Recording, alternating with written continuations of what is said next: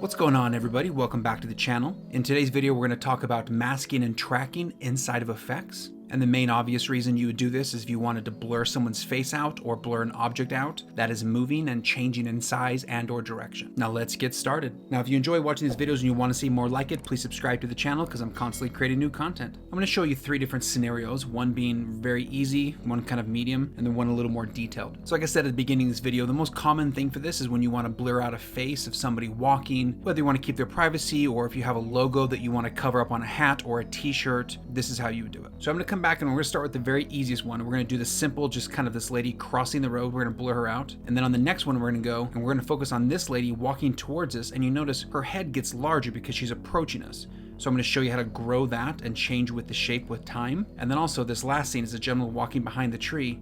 So we're going to blur his face out and then have it stop and then restart again as he crosses the tree. And that can also be if someone's in a crowded room and they're walking behind someone or behind a pole, behind any object, and then you can continue when they cross to the other side. Now let's head over to the very first one, which is the easiest one. So let's just say we want to do the blurred out effect. So we're going to come over here to our effects tab, which is inside of the project panel. And I'm going to search for blur. Go down and use the typical Gaussian blur. I'm going to drag and drop. So now you'll see up here, this is highlighted white. So this is representing the edit control inside of that clip. And you can notice here, I have the blur effect added. We'll come back to the beginning. And if we just turn the blur effect on, it blurs everything. So that's not what we want to do. So we want to create a mask to mask out only her face to make that blurry. So right under the Gaussian blur, you're going to see shapes. You're going to see a circle, you're going to see a rectangle, and you're also going to see a pen tool. So the easiest one is just to grab the circle one. It'll throw up a circle, which you can see you can move around anywhere you like. But I'm going to keep this. And you can reshape this to be as small as you want. If you want it just to follow her face, or if you want to blur out a whole body, whatever you're trying to hide, you can make it whatever shape you want. But now we need it to track along with her. So if I just click play, she just leaves frame, so that doesn't help her. I need this blur to follow with her. So I'm going to bring it back to the beginning. So head up here where you see right under the blur, we have the mask that we added. So under the mask, you're going to see mask path, because this is the path we want the mask to take throughout the video. So I'm going to click toggle animation, which is like a little stopwatch icon.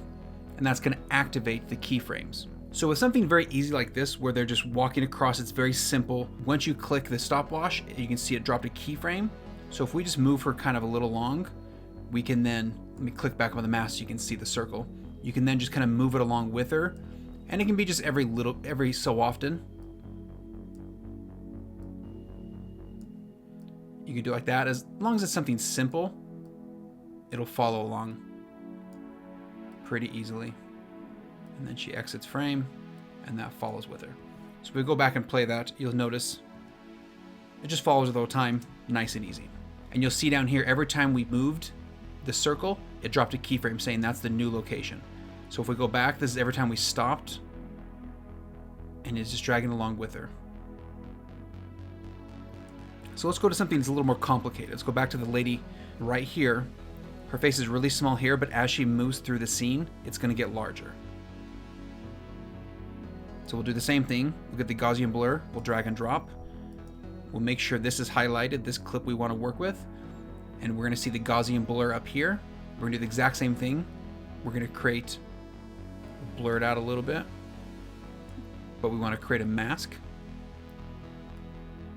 So this is going to be really small because at the time, her face is really small. And we don't want to blur out everything. We just want to blur out her face. So we'll come down and we'll come back to mask path again because we wanted to remember and create a path. So I'm going to activate the toggle animation. Now there's one thing you can do. You can go frame by frame here and just click and have it follow her. Also, you don't see that blue line because we need to click back on the mask to highlight the blue line. So you can just go frame by frame if you want. But there's also a feature here. Track selected mask forward. So if you could click play here, it's going to follow her automatically by the computer. And there's a stop button. So anytime you feel like it's getting out of the way or not covering her the way she needs to or needs to be done, you can click stop and adjust. Also, you'll notice as she's coming closer by doing this, it'll automatically adjust to the size of her head growing as she's walking towards us. So if I just click play here, I can stop this anytime. So I can just watch and see what happens. But you're going to see the circle is slowly getting larger and it's moving along with her. And the computer's doing that all on its own. See how it's getting bigger? And just say for some reason, you know what, I'm going to stop it. Say you want it to be a little bit bigger at some point for some reason, you can adjust it and then come back over and just click play again. And it's going to continue to follow her. And you're going to notice the circle is getting larger and larger the closer she gets. So as long as you're happy with that, but say you want to move it again for some odd reason, or if it wasn't tracking as well as you wanted to, you could readjust it if you need to, and then just finish out. And we'll stop and get that out of there. So now if we go back and play it, perfect. It followed her, it grew with her size as it adjusted, and then we had the ability to stop if we needed to and readjust it at whatever point it got out of hand, but that handled it really well. So let's go to the next clip. Same thing. I'm going to grab the Gaussian blur. I'm going to drag and drop, go to the first of the frame. So under Gaussian blur, I'm going to create another mask. Get it over here. We'll obviously make it smaller. One thing to note here, this little side here is the feather. So if you pull it out, it just softens this side and makes the line softer. So inside here is full blur, but then it blends out smoother. Or if you want it to be a tighter line, you can leave it like that. Okay. So now we have it. We'll go back to the blurriness, bring up the blurriness. So now we're under the blur. We've created the mask. And then now we're going to toggle the animation for the mask path because we want it to follow him as he walks by, goes behind the tree. So let's see how it does on its own. I'm going to click play. Oh, I'm going to stop it. So if you ever don't see the blue line again, always just click above on the mask. It'll reactivate the blue line so you can watch it. So it's a little more accurate. So click play. It's doing a good job. It's following him frame by frame. So you can click stop here or stop up here, your preference. But once again, it's doing a great job. And then once it starts approaching the tree, I'm going to pause it once he goes behind. I'm going to pause it there. Oh, I'm going to stop it. There we go. And then you can kind of bring this back a little bit. But you still want to cover him, just you don't want to blur out the tree itself. And this is where you can go the frame by frame. So just click here and go a couple frames. Pull it back again. Couple frames until he's clearly gone. So at this point, we want to keep the mask path active, but we don't want this blur to go across the tree.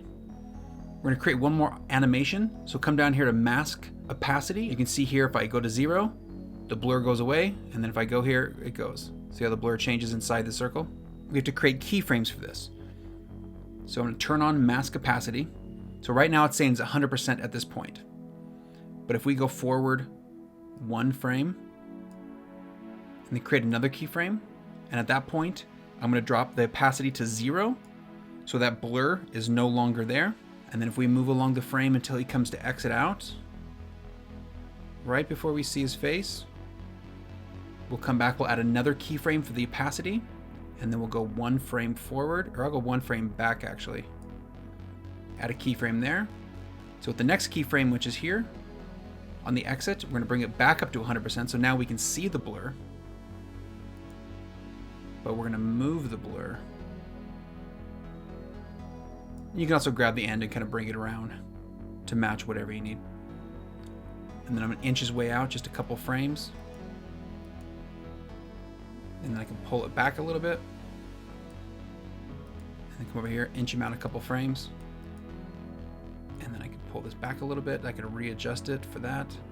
And then I think at this point, if I just click track selected, mask forward, it'll probably just follow him for the rest of the time. I don't have to inch frame by frame. Let's try it. There we go. It did a great job of following him. We don't have to adjust it at all. So let's go watch that from the beginning. It goes blurry, it disappears, then it comes back again. So those are 3 very easy ways to do it. If it's a general panning shot, you can easily follow them. If someone's coming or going, the size and the shape is changing, you can adjust it that way.